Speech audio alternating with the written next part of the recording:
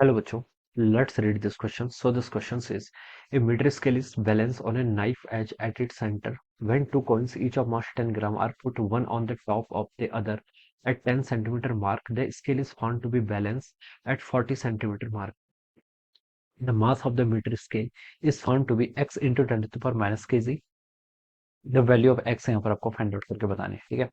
तो देखिए बच्चों, इस क्वेश्चन का की कॉन्सेप्ट आपका लिख लीजिए, टॉर्क लिख लीजिए। क्या लिख सकते हैं? टॉर्क लिख सकते हैं। Torque will be the key concept of this question, ठीक है। ये आपकी देखिए मीटर स्केल की आपकी बैलेंस है यानी कि इक्विलिब्रियम पोजीशन में। इक्विलिब्रियम में हम बता सकते हैं यहाँ पर कौन सा लगेगा आपका, रोटेशनल इक्विलिब्रियम की कंडीशन क्या होनी चाहिए आपकी, सेटिस्फाई होनी चाहिए, ठीक है। अब देखिए बच्चों, सिचुएशन ऐसी है, ये आपकी एक मान लीजिए कोई मीटर स्केल है, this is the metre scale, ठीक है। ये कोई मीटर स्केल है मतलब 0 से लेकर 100 सेंटीमीटर तक होगी, alright. Metre scale is balance on a knife edge at its centre, ठीक है।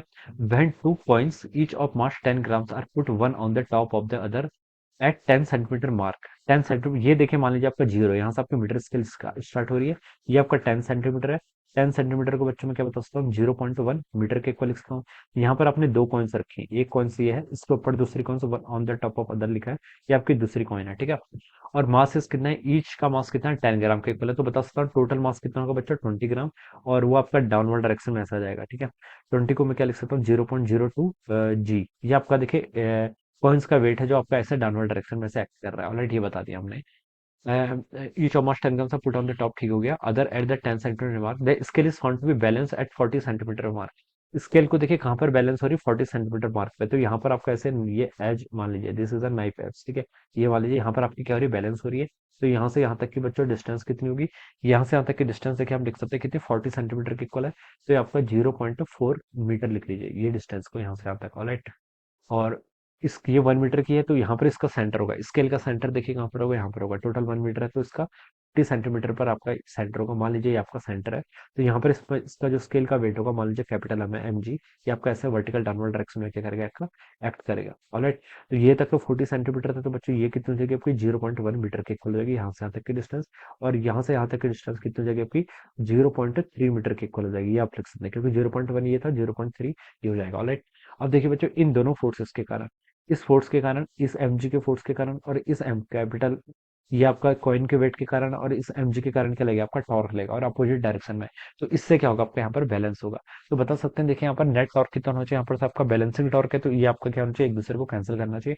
टॉर्क को देखिए बच्चों डिफाइन कैसे करते हैं, टॉर्क होता है बच्चों देखिए आपका R vector cross F vector से, ठीक है। आर वेक्टर देखिए हम इसके इसके रिस्पेक्ट में निकालना है, ठीक है। तो आर ऐसे होगा, एफ ऐसे, तो टॉर्क की डायरेक्शन ऐसे हो जाएगी।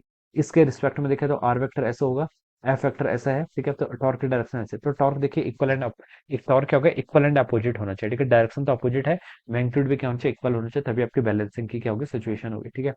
अब बच्चों देखिए हम टॉर्क फाइंड आउट कर लेते हैं। आर परपेंडिकुलर इनटू टॉर्क क्या होता है, देखिए फोर्स के परपेंडिकुलर डिस्टेंस कितनी है, देखिए 0.3 मीटर है। इस वाले के लिए देख रहे हैं कितनी है आपकी, 0.3 मीटर फोर्स के परपेंडिकुलर डिस्टेंस, इनटू फोर्स कितना लग रहा है आपका, 0.02 जी के इक्वल, ऑलराइट। और ये किसको बैलेंस कर रहे हैं, इधर वाले, इसका टॉर्क, इसका मास देखिए कितना है, capital M into G. M capital M किसका मास है, this is the mass of the metre scale, alright. Into देखिए परपेंडिकुलर डिस्टेंस कितनी है यहाँ से, 0.1 मीटर के इक्वल, ठीक है। तो ये दोनों बैलेंस करेंगे, तो यहाँ से इसको कैंसिल करेंगे तो 3 टाइम्स तो ये आ गया। तो ये हो जाएगा आपका जी से, बच्चों आपका यहाँ पर जी भी कैंसिल हो जाएगा। तो ये हो जाएगा आपका 0.06 के इक्वल, ठीक है। इतना आपका यहाँ से मास हो जाएगा। ये मास देखिए हम क्या लिख सकते हैं, यहाँ से 0.06 या फिर 6 × 10⁻²kg के इक्वल लिख सकते हैं। So this should be the mass of the meter scale. यहाँ पर बोल रखा है mass of the meter scale is found to be x into 10⁻²। तो x की वैल्यू बच्चों यहाँ से कितनी हो जाएगी, 6 के इक्वल हो जाएगी। So this should be the answer। ये क्या हो जाए, इस क्वेश्चन का आपका आंसर होना चाहिए, ठीक है। So this is the answer. So I hope you all understood this concept. All the best and thank you so much.